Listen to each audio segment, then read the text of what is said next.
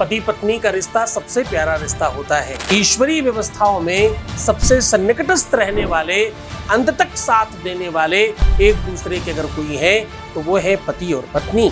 पति और पत्नी एक गाड़ी के दो पहिए हैं और इनमें द्वंद्व हो जाए, पति खराब हो जाए या पत्नी बिगड़ जाए या कुछ भी ऐसा हो जाए तो पूरा का पूरा खानदान और पूरा का पूरा वंश बिगड़ने लगता है। ये ऐसा नंबर है कि लोगों को अपनी तरफ खींच लेता है। ये एक नंबर लिख करके अपनी तकिए के नीचे रात में रख लीजिए, बस हो जाएगा। आपका पति आपके अनुकूल तत्काल हो जाए।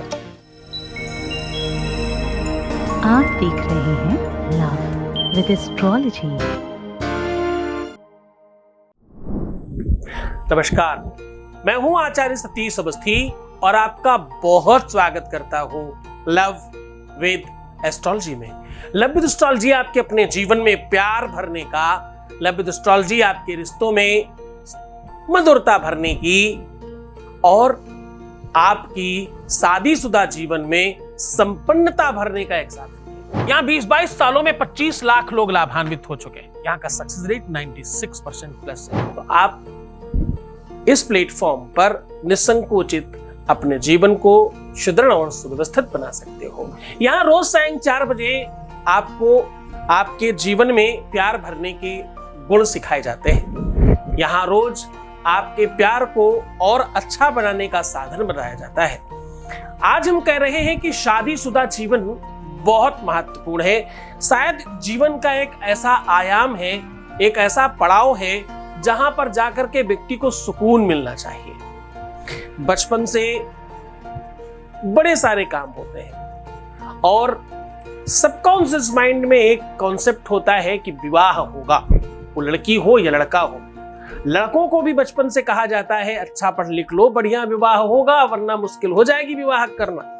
लड़कियों को भी हर बात में टोका जाता है, लड़कों को भी हर बात में टोका जाता है। यानी ऐसा लगता है कि मानो जीवन का एजेंडा विवाह करना है।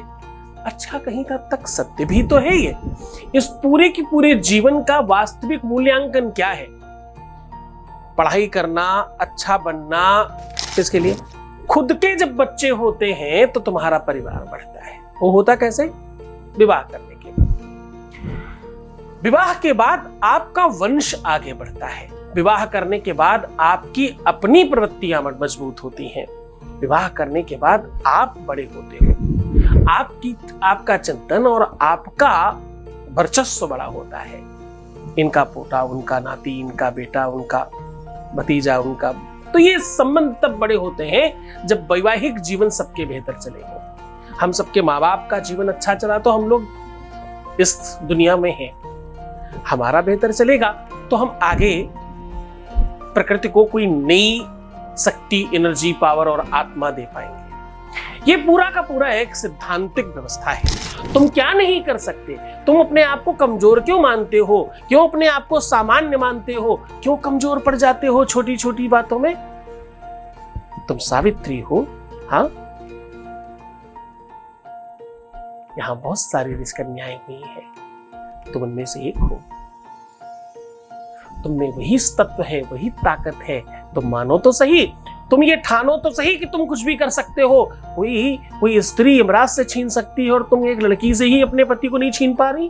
हाँ, तुम अपने ही कुछ लोगों से अपने पति को अपने हाथ में नहीं ले पा रही। अगर हाँ ये सब चीजें नहीं कर पा रहे हो, तुम्हारी सिधाई, तुम्हारे संस्कार और तुम्हारी बनाई हुई जो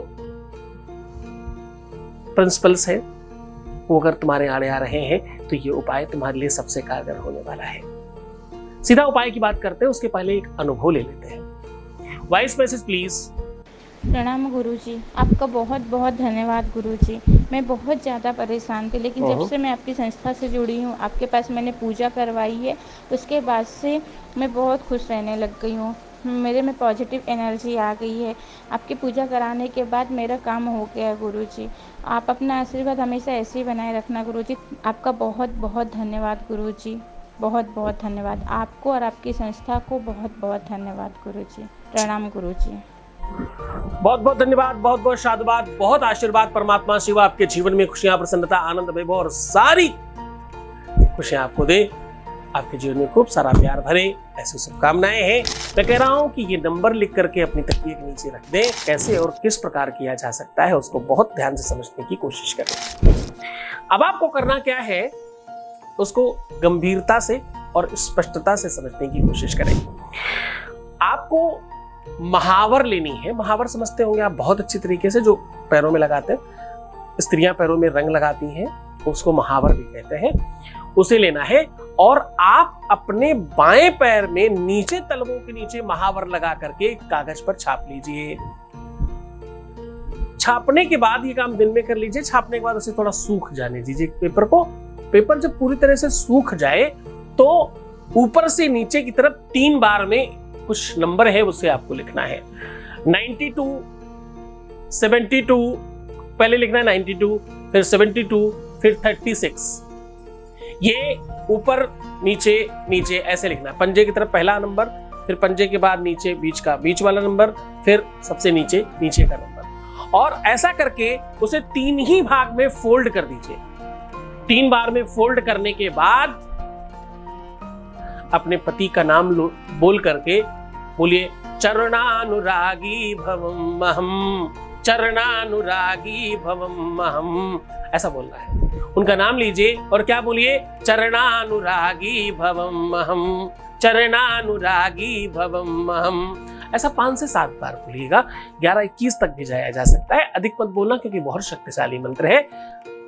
ऐसा कह के तकिए के नीचे रख दीजिए। अगर पति के बेड के बाएं साइड वाली तकिए के अंदर करके तुम रख दो और तुम ना भी सो तो भी बहुत बड़ा काम करता है ये। और आपके खुद के बेड पे बाईं तरफ रख दें, वो नहीं है तो भी बहुत फर्क पड़ेगा। ओवरनाइट एक प्राकृतिक व्यवस्थाएं मजबूत होने लग जाएंगी। प्रकृति को आदेश देना शुरू कर दो, तुम सावित्री से कम नहीं हो। तुम्हारे अंदर वो शक्ति, वो पावर, वो क्षमता है। तुम जननी हो।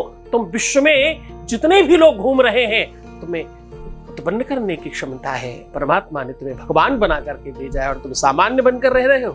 हाँ, शहंशाहों को सिखाया है कलंदर होना। आप आसान समझते हैं स्त्री होना? क्या? शहंशाहों को सिखाया है कलंदर होना। आप आसान समझते हैं स्त्री होना? अगर कदाचित रविवार और मंगलवार में किया जाए, टोटके रविवार मंगलवार को थोड़े ज्यादा कारगर हो जाते हैं। इन दिनों में किया हुआ उपाय कई गुना फल करने लग जाता है। और अगर कोई विशेष मुहूर्त हो तो कहना ही क्या। पूरे मन से, पूरे श्रद्धा, पूरे विश्वास के साथ करना। तो मुस्कुराओ, सुंदर बनो, बेहतर रहने की कोशिश करना। मैं हूं तुम्हारे साथ, हर हाल में, हर परिस्थिति में तुम्हारे साथ हो। बस तुम रोना बंद कर दो, प्रीवियस लाइफ बताना बंद कर दो, नेगेटिव होना, परेशान होना, उल्टा सीधा सोचना प्लीज बंद कर दो। मैं हूं तुम्हारे साथ। ओम नमः शिवाय।